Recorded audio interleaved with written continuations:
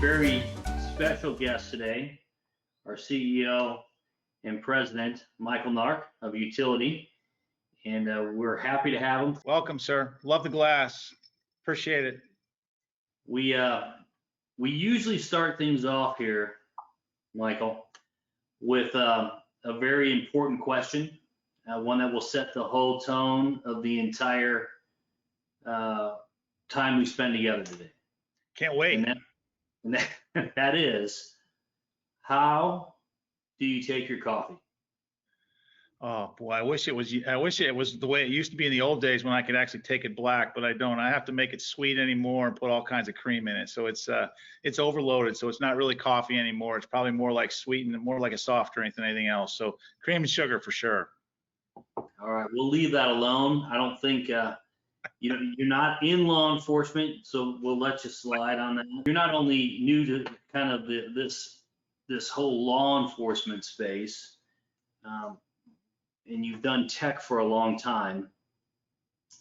You've led Utility for just over a year now. What was the driving factor behind your decision to join the Utility team, and really, what excited you about Utility? That's a great question. I mean, I think, and by the way, it's a question you get asked quite often because I am still the newbie, so to speak. But I think there's a couple of facets to it.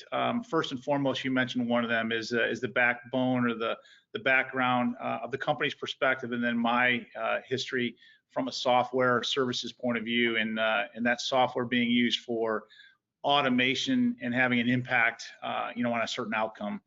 By virtue of essentially automating things versus leaving decisions to choice or to chance. I mean, I think that was one thing that absolutely attracted me to Utility.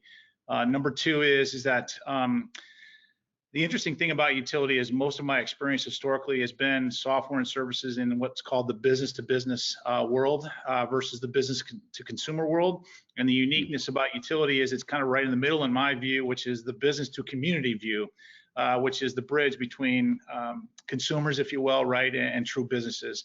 And so I was very, very attracted to the opportunity to deploy my experience and capabilities into a new vertical market, and if you will, in a new go-to-market strategy, that's directed at kind of community, which I view as a bit of a subset between businesses themselves and true consumers, if you will. So that was number two. That was very, very exciting about it. And frankly, number three was functionally the level of maturity and capability that the business had. It was at a point, an inflection point where, frankly, it already had customers. Obviously, it was generating revenue at a sizable level and had very satisfied customers with a solution that clearly had a value proposition or an impact, in this case, in the community as well as in the department. And when you have those three together, the opportunity to come in and lead an organization to its next level of growth, quite frankly, made it pretty much a no-brainer. Usually you're looking at one of those three only being there, and you're lucky if you get two of those three. In this case, we had 3 out of 3. And I think the last piece for me is it's close to home. And that was very, very valuable as well at this time in career, et cetera. So that's the background. Michael, we've gotten to know you fairly well over the last year. You're a hands-on guy. So you're always talking about body-worn is so much more than just a body camera. We hear this a lot from you. Right. It's part of a wider ecosystem.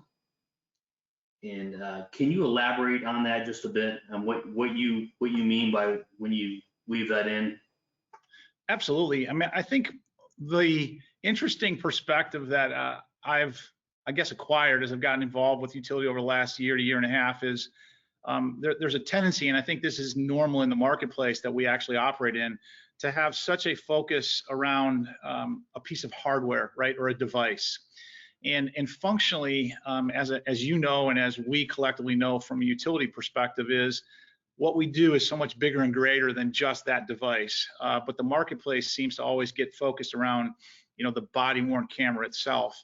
And collectively, as we look, much longer term, obviously the vision that we want to have and we are articulating is that we become very much device agnostic. And the reasoning for that is because Utility's solution, i.e. its ecosystem, or if we want to call it our Bodyworn Ecosystem, does so much more than just essentially be a body camera that captures evidence. And more specifically, utility in our ecosystem is really built around capturing and managing that evidence. And ultimately, I'd love to see us be completely device agnostic, consume that evidence, that digital evidence from all facets, all different types of devices around the concepts and the viewpoint of capturing and managing that evidence as quickly and efficiently as possible, so that the community as a whole, inclusive of law enforcement, but other community members themselves, can have access to that information to further the cause, if you will, in the community, and further the cause, frankly, across North America as well.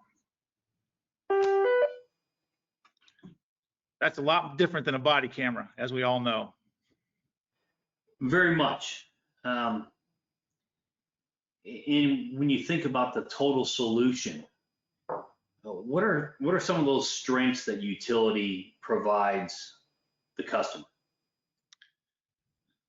I think, frankly, some of those strengths that we provide today are not 100% realized by the day in and day out user. And I think that's part of our continual task to further educate and help our client base use what we have, and we use what we are delivering to them as differentiators to improve, frankly, their product and their product to the marketplace, which is, fairly unique when you think about it from a law enforcement perspective. But it really is kind of, I think, overall community satisfaction, right, or constituent satisfaction.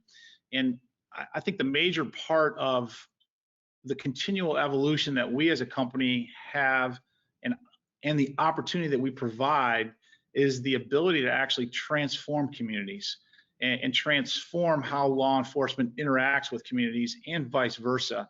And I just don't see any other platform or any other ecosystem being able to support that to the magnitude and the level that we have.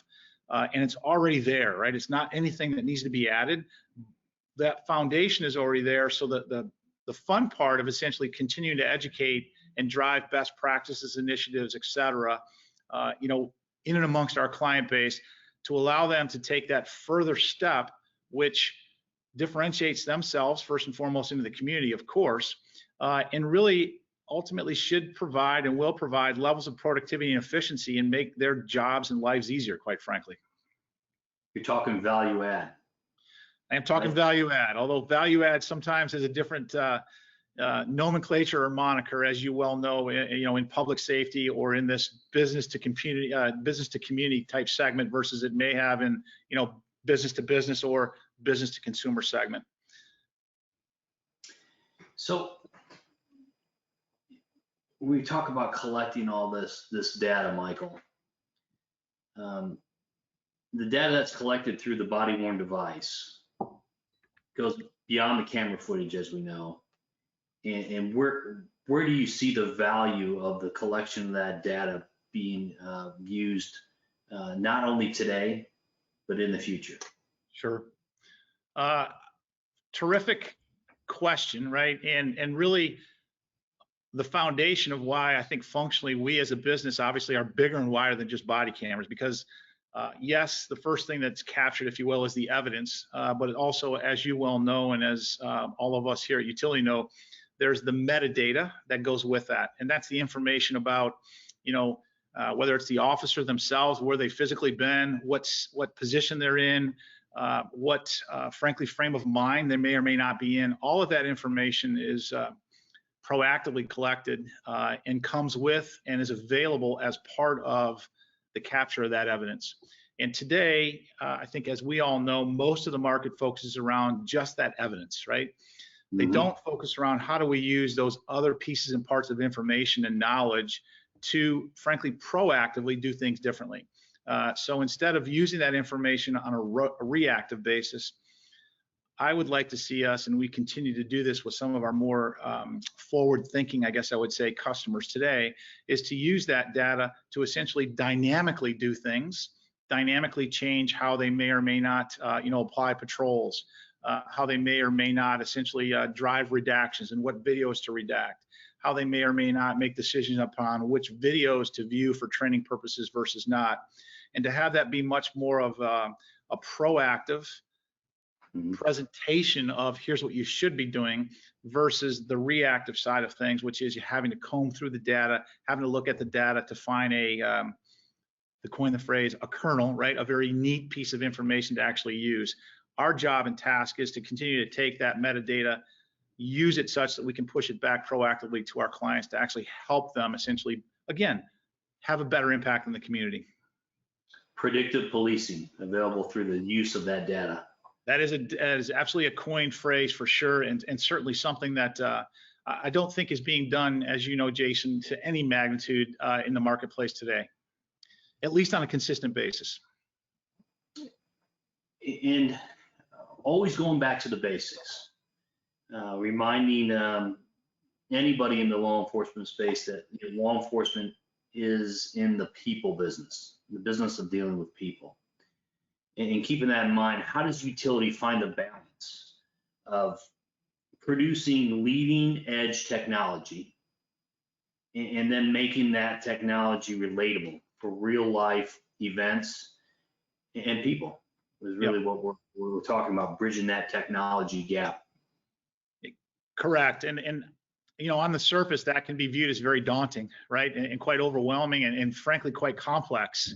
And I think the value add that we as a company bring to that entire equation is the ability to you know, keep it simple, stupid, right? The old KISS principle, keep it as simple as possible so that it becomes repeatable and can be used and can be compartmentalized.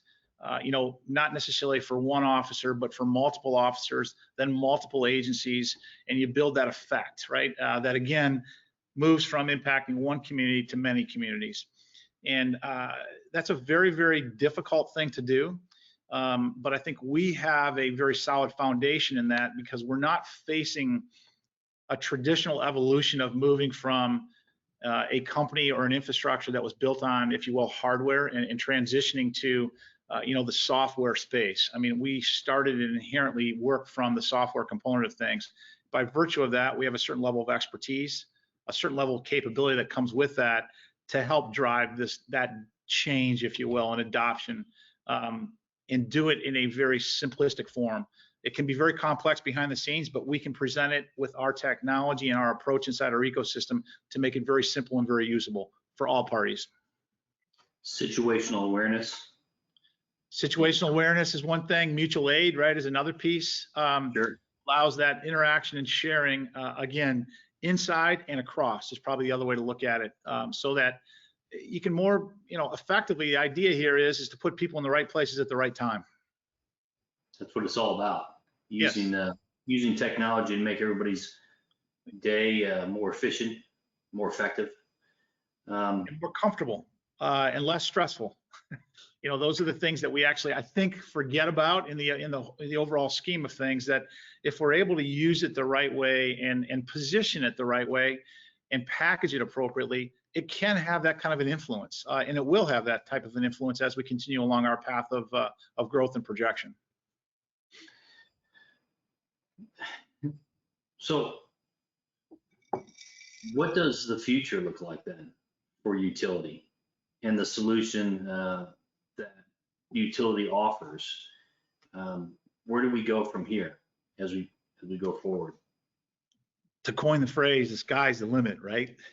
But no, I mean, I think my first viewpoint for us as a company is really to extend beyond the device, you know, and become, in my terminology, device agnostic. That may or may not happen in my lifetime. Geez, Jason, it may or may not happen in your lifetime, but I think that's a very reasonable and realistic goal and expectation to have.